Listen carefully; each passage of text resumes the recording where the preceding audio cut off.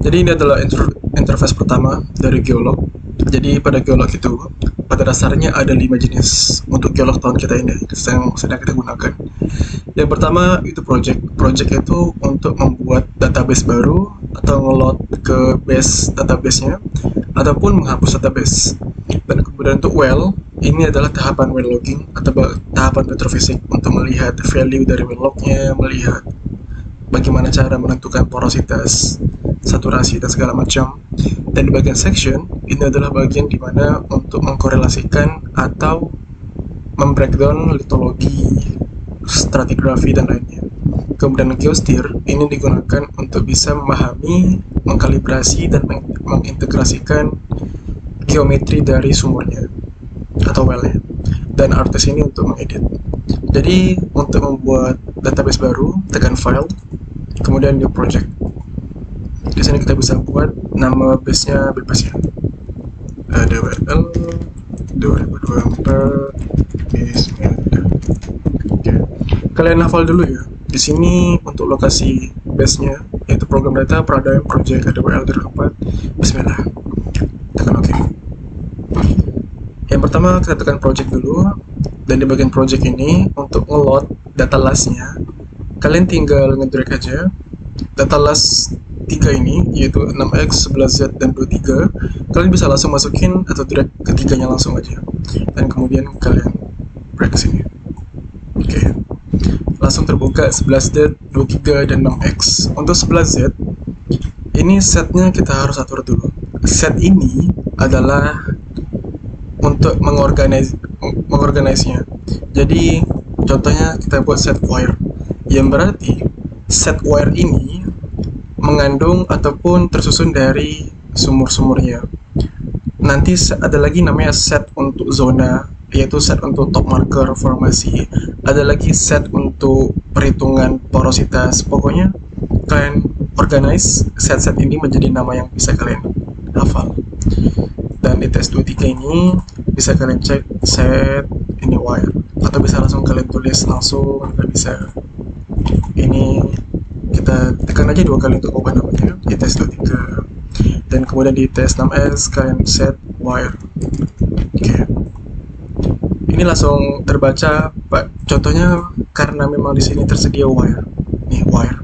Tapi kalau kalian tulis manual itu bisa langsung terbaca pada algoritma ataupun pada machine learning geolognya. Kalau itu adalah suatu fungsi. Kalau kalian tulis nama secara manual dan itu sesuai nama dengan fungsi pada salah satu fitur geolog, maka machine learning-nya sendiri akan langsung membaca. Dan itu adalah salah satu keunggulan dari geolog. Setelah kalian ubah nama, ubah set wire, di sini ada topnya, top yang berarti pada kedalaman berapa start dari pembacaan ataupun pengukurannya.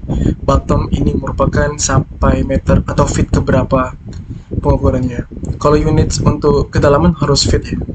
Dan setelah kalian ubah nama, set, barulah kalian import satu persatu. Import, di tes 23 import, tes 6x import.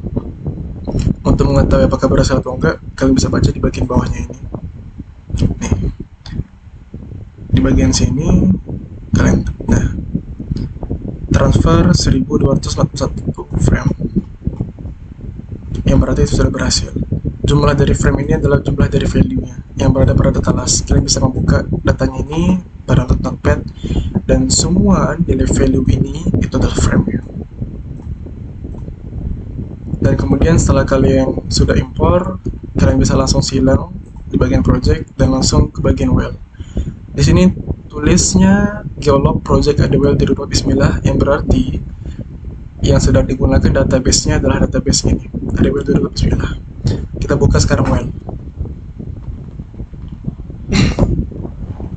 Di bagian well ini ada berbagai macam fitur, yaitu untuk fields, geology, data, tools, petrophysics, dan core analysis. Yang pertama pada bagian views itu ada layout.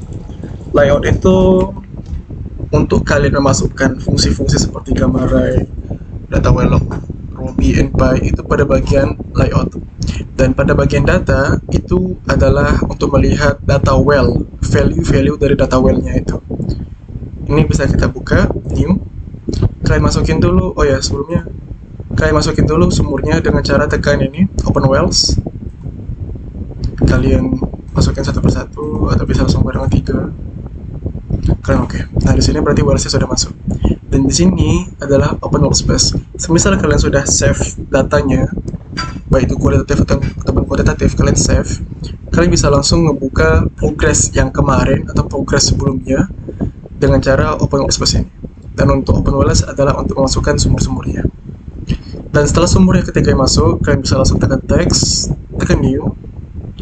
Dan di sini kalau kalian tekan 11Z, kita tekan logs, di bagian 11Z, bagian wire, di bagian logs, ini tertulis apa saja yang berada pada data lasnya, yaitu log depth, gr, ild, npy, robi. Kemudian kalau tes 23 ada depth, dt, grc, lldc, npy, robi, temperatur. Kemudian 6x ada gr, ld, npy, robi. Oh ya, sekedar info, ini datanya benar-benar banyak kurangnya. Bahkan nggak ada data yang paling penting, yaitu kaliber, nggak ada. Dan itu yang adanya dt, log sonic itu cuma di 23 doang. Jadi ya, kita apa adanya aja dulu. Dan untuk melihat log values-nya atau nilai dari last-nya, kita bisa lihat dari sini. Nah, di sini. Kita bisa lihat bahwa wire depth itu sudah mulai pengukurannya pada 100 feet. Sedangkan GR mulai pengukurannya pada 152 feet. Pada 133 feet.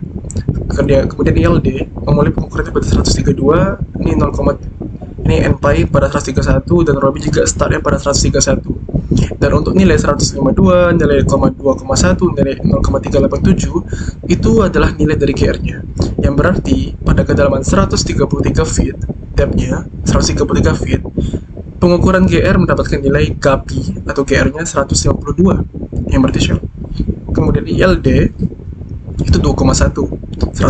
Kemudian pada 131 feet itu nilai npy dan robi 0,387 dan 199. Ini adalah bentuk visual secara matematisnya. Dan kalian ketika masukin yang biasanya untuk masukin data-data yang bergelombang kurva-kurva itu adalah bentuk setelah kita membuatnya menjadi grafik. Tapi grafik itu terbentuk dari nilai-nilai seperti ini. Kalian bisa cek dari data lasnya atau notepad-nya ini. Nah, ini dia. Yang berarti pada fit 169 nilai GR 81 nilainya sekian. Dan kalau nilai min 0,99 berarti tidak dibaca atau memang nggak ada, memang dia tidak melalui perekaman. Jadi kalian harus tahu dulu gimana cara baca data las. Oke, setelah kita ngecek data lognya dan ternyata memang ada sesuai. Nih, kita contoh ini ada 6x, ada depth, gr, ild, npy, robi. Kita cek di 6x, ternyata memang ada depth, gr, ild, npy, robi. Setelah kita masukin, barulah kita selanjutnya kita import untuk zona atau top marker. Untuk text importer, ini adalah teks untuk mengimport zona dan juga lainnya.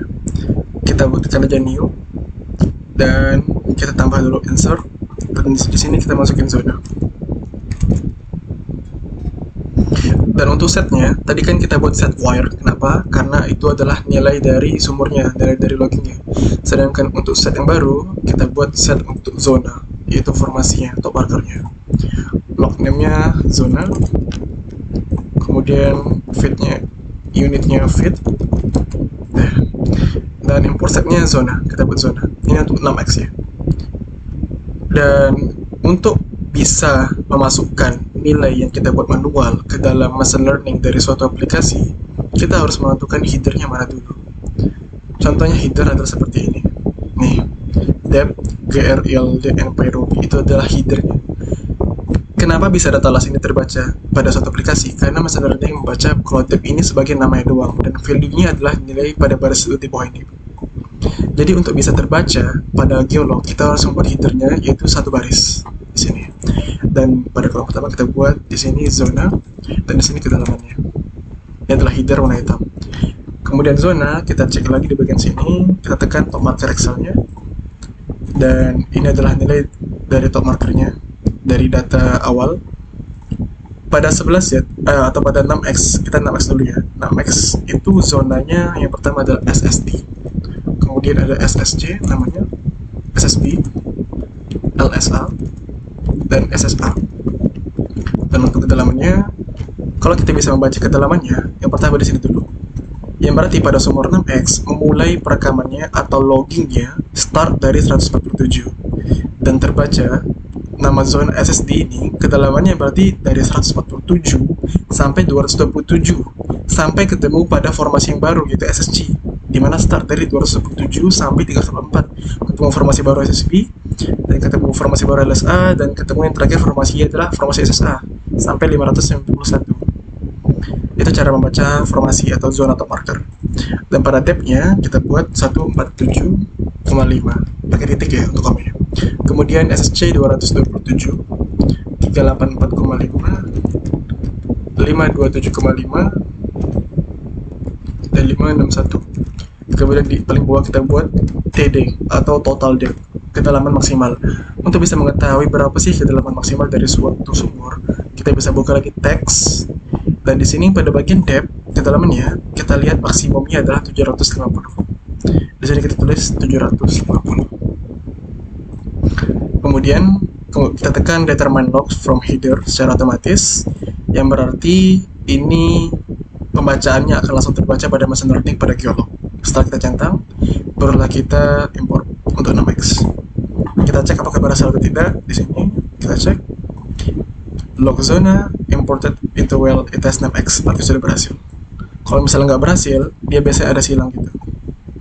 Dan kemudian 11Z, kita tambah lagi 11Z seperti tadi. Kalau 11Z zonanya ada SSD sama, topnya pada 152, kemudian SSG pada 279, kemudian SSB pada 406, LSA pada 544,5, LSA tadi ya. Kemudian SSA pada 582,5, dan TD total depth-nya kita cek lagi di bagian teks. Total depth-nya pada 11Z, depth-nya 796,5. Ini dia. Berarti kita tulis 796,5. Kemudian kita centang determine logs untuk biar terbaca ke dalam geolognya, baru kita import.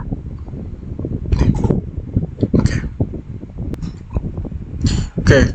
Kemudian untuk ITS 23, setelah kita import ITS 11Z, ITS 23 ini kalau misalnya kita lihat di Excel, dia tidak punya data top marker. Dia tidak punya data top marker, cuma 11Z dan 6X doang. Supaya ada, kita buat manipulasi sedikit. Kita bisa menyesuaikan kedalaman dari 11Z, ITS 23 dengan kedalaman pada well sebelahnya, yaitu 11Z dan 6X. Kalau misalnya di bagian ITS 23, ini depth-nya ini kalau kita buka log values, depth-nya ini dari 500 sampai 750. Maka kita bisa menyesuaikan dari 500 sampai 750, berarti dari sini 500-nya. Berarti dari SSB, sama seperti 11Z, 500 itu dari 11 SSB. Berarti untuk ITS 23, kita bisa masukkan ITS 23 ini dari SSB dulu, SSB, yang berarti dari 500. Kemudian selanjutnya LSA dari 500, berarti LSA itu sampai 527 ya, 527. Kemudian SSA itu sampai 561, berarti di sini langsung total depth aja. Di sini kita hapus. Di bagian ITS 23, total depth-nya adalah ini dia, maksimumnya 750.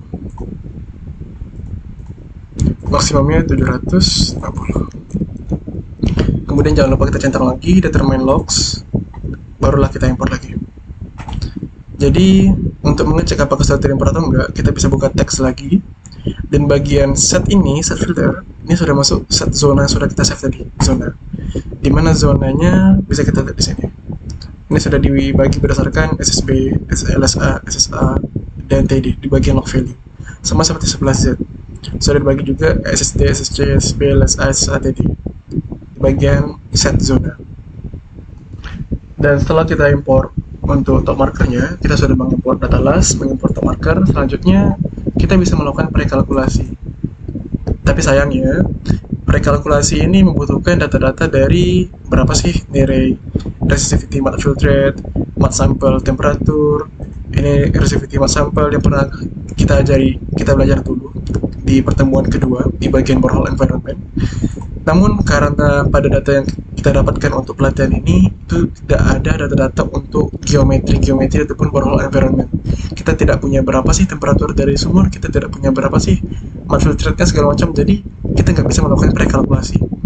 Jadi kalau misalnya ada dulu pertanyaan, kenapa sih kita harus mencari ini, gunanya apa? Ini adalah melakukan koreksi. Prekalkulasi ini kita bisa melakukan koreksi, yaitu koreksi efek akibat pemboran. Koreksi nilai formasi yang asli, contohnya water pada formasi yang belum terkena mud, itu biasanya punya nilai yang berbeda dibandingkan water pada formasi yang sudah terkena dengan mud. Jadi prekalkulasi ini kita melakukan perbedaannya untuk bisa membedakan mana yang sudah terinvade dan mana yang belum terinvade. Dari sini kita bisa mengetahui. Tapi karena keterbatasan data, kita nggak bisa melakukan prekalkulasinya. Dan bahkan di sini pun untuk geolog ini, kuning ini merupakan nilai inputnya. Kita bisa mengetahui berapa filtrate, contoh 9,3 gitu, terus 9,3. Dan untuk warna ini yang di bawahnya, aku nggak tahu ini warna apa sebenarnya, Tosca atau apa. Untuk input ini, mode input itu merupakan inputan dari data lognya. Di sini kita punya log Robi, di situ log Robi secara otomatis terbaca. Kemudian resistivity-nya ILD. Tapi kita tidak punya nilai dari kaliper. Kita nggak ada kaliper, kita nggak ada nilai dari flash zone atau RXO karena keterbatasan data itu. Dan output ini adalah hasil dari penilaian kalkulasi ini. Jadi pada geolog ini, untuk sedikit intermezzo, geolog ini cara kalkulasinya sesimpel ini, yaitu kita hanya membutuhkan nilai konstan, nilai dari log kita masukin, dan outputnya, ya gitu aja. Tapi sekali lagi, kita tidak bisa melakukan prekalkulasi karena keterbatasan datanya. Oke, setelah kita ibaratkan kita sudah melakukan prekalkulasi atau preconditioning, selanjutnya kita harus melakukan koreksi. Kenapa harus melakukan koreksi? Karena koreksi itu harus dilakukan berdasarkan adanya efek lingkungan ataupun efek pada alat dari sumur yang mempengaruhi alat-alat logging seperti gamma ray, Robi, dan NPy. Untuk bisa mengkalkulasikannya, kita tekan aja di sini di bawah environmental di bagian skala bersih, dan di sini kita akan melakukan koreksi pada gamma ray. Untuk melakukan koreksi pada gamma ray, kita buka lagi environmental atau efek lingkungan, kemudian skala bersih charge dan gamma ray. Dan untuk bisa mengkoreksi untuk density, kita tekan aja density dan FTC. Dan neutron itu kita bisa menggunakan NPy open. Jadi kita akan melakukan koreksi untuk gamma ray, NPy, dan density.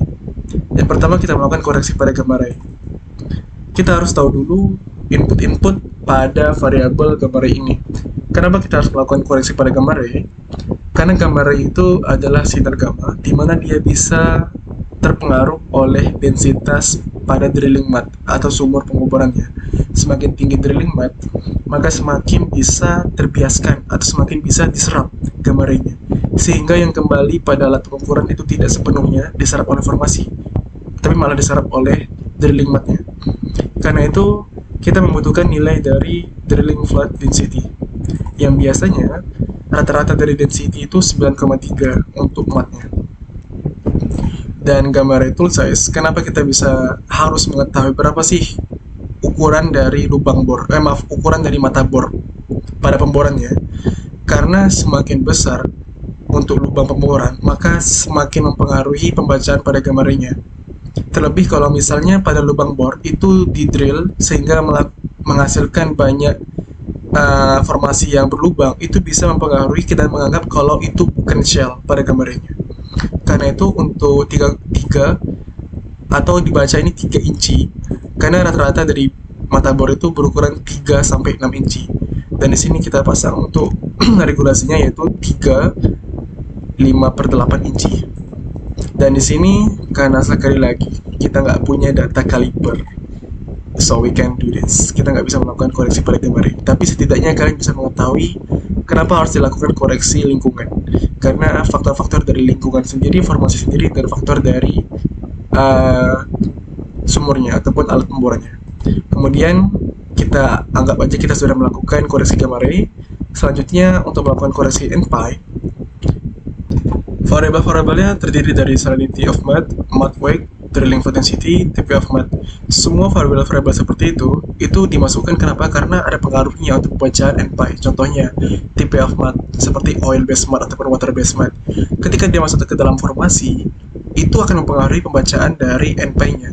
Karena setiap petrofisik ataupun well log itu memiliki uh, memiliki acuan tersendiri dalam bagaimana menginterpretasikan data, tergantung dari oil based math atau water based math, karena setiap dari dua jenis ini memiliki interaksi NPy, saturasi atau porosity yang berbeda dari masing-masing. Kemudian drilling fluid density itu juga akan mempengaruhi nilai dari NPy. Bisa saja pembacaannya itu lebih dense sehingga NPy-nya kecil. Dan kemudian di sini ada salinity of math. Semakin asin itu akan menandakan bahwa dia itu memiliki pembacaan yang berbeda. Karena dia neutron, itu akan semakin sensitif apabila dia akan terbaca salinity, sehingga nilai NPy-nya mungkin akan semakin gede. Jadi semua variabel ini akan mempengaruhinya. Dan sekali lagi, karena kita tidak punya nilai kaliper, kita tidak punya berapa matkeknya, kita nggak bisa melakukannya. Dan ini untuk density. Ya, density hubungannya dengan drilling bit size, kemudian jenis dari kalipernya segala macam. Itu akan mempengaruhi dari density-nya.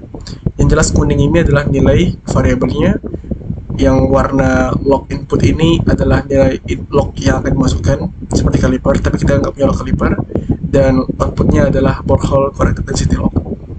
Kita anggap kita sudah melakukan koreksi. Jadi kita sudah melakukan banyak hal. Yang pertama dari import class, kemudian import batas formasi atau top marker. Kemudian kita melakukan prekalkulasi untuk bisa menghilangkan pengaruh dari drilling math seperti math filter segala macam. Kemudian kita melakukan koreksi, yaitu koreksi dari KR, NPy, dan Robi, karena masing-masing dari lognya ini ada pengaruhnya dengan jenis dari formasinya dan juga alat dari pengukurannya. Dan setelah melakukan koreksi, barulah kita menentukan call-nya. Dan setelah melakukan call, barulah kita melakukan kualitatif. Jadi kita masih pada tahapan import dulu. Dan selanjutnya, seperti yang aku bilang, kita melakukan tahapan untuk menentukan call ataupun path hole-nya. Kita bisa menentukan pada determine. Di sini determine yang berarti menentukan. Di sini ada determine path hole dan juga call. Untuk path hole ini adalah tahapan di mana kita menentukan kaliper mana di mana sumurnya itu buruk, seperti washout, seperti mudcake segala macam. Karena hasil dari washout, hasil dari mudcake itu akan mempengaruhi pembacaan log yang buruk. Contohnya washout, di mana dia rubuh. Di mana rubuh ini dia akan menghasilkan pembacaan dari porositas bahwa dia, wah, ruangan gede banget. Bukan porositas yang gede, tapi memang rubuh sumurnya. Sehingga pembacaannya malah menjadi over optimized dari porosity-nya. Dari sini kita akan masukkan berapa sih pembacaan maksimal dari Robi-nya, berapa inci kita mentoleransiin washout-nya. Kadang washout itu bisa 3 inci. Kemudian berapa bit size-nya yang kita terapin, yaitu 3 inci. Kemudian daerah HO-nya kita bisa menggunakan Robi, dan kalipernya kita nggak punya. Jadi kita nggak bisa melakukan determine path hole. Dan kemudian kita akan menentukan call-nya. Dari nilai konstannya ataupun nilai dari variabelnya, biasanya memiliki nilai konstanta tersendiri. Resistivity dari call itu adalah 1000. Kemudian sonic ataupun impedansi dari call itu adalah 89,9. Kemudian neutron dari call adalah 0,6. Density dari call adalah 1,4. Sedangkan untuk nilai dari inputnya, kita menggunakan input untuk Robi, NPy, resist, dan juga sonic log. Seperti yang aku bilang tadi, untuk data dari wire pada 11Z, 11Z tidak punya data DT atau data sonic. Dan N6X juga nggak punya data sonic, hanya 23 yang memiliki data sonic ini deh, DT. Jadi kita hanya bisa menerapkan DT ataupun kita bisa menerapkan perhitungan call itu pada 23 doang, karena hanya 23 lah yang memiliki sonic log. Dan untuk RT kita bisa menggunakan true resistivity dari ILD, dimana kita bisa menekan ini, kemudian kita tekan inputnya, kita memasukkan ILD resistnya. Dan untuk wells-nya, kita menggunakan wells yaitu ITS 23, karena hanya sumur 23 doang yang punya DT. Kemudian untuk output set-nya, kita bisa menggunakan output set. Kita buat dulu di bagian teks, kita insert, dan kita buat di sini determine. Kita tekan OK. Ini determine akan kita gunakan untuk output-output seperti call, output porosity, output vision, segala macam. Yang pertama dari call, kita kembali lagi pada test23 dan output setnya kita menggunakan output dari determine atau lokasi filenya, yaitu di determine, lokasi foldernya. Kemudian kita start. Di sini nggak bisa karena tulisannya merah ini tidak bisa menemukan log ILD pada test23. Kita cek test23 ternyata memang dia nggak punya ILD, melainkan log resistnya atau true resistnya adalah LLDC. Kita bisa lihat juga unitnya. Unitnya di sini ohm, ya berarti memang karena setiap dari service company itu memiliki nama tersendiri untuk menamai lognya, LLDC. Oke, kita terima. Oke. Di sini tulisannya error karena tidak bisa mengubah ohm.m ke ohm. Jadi kita bisa ubah datanya itu menjadi di sini. Kita ubah aja tulisannya. Jadi kita ulangi lagi. Oke, berhasil. Kita bisa lihat modul call selesai. Dan perbedaan dari IP dan geolog untuk mencari call, kalau call itu pada geolog dia menggunakan base dari data sonic, data resist, data neutron, dan data Robi. Sedangkan kalau misalnya dia tidak punya data sonic, maka tidak bisa melakukan call pada geolog. Mungkin sampai di situ aja untuk tahapan import. Dimana selanjutnya untuk rekaman selanjutnya kita masuk ke dalam kualitatif. Dimana kualitatif kita akan menggunakan layout ini, new. Dan di sini adalah formasinya. Baik, sekian untuk video pertama untuk import. Sampai jumpa di video berikutnya.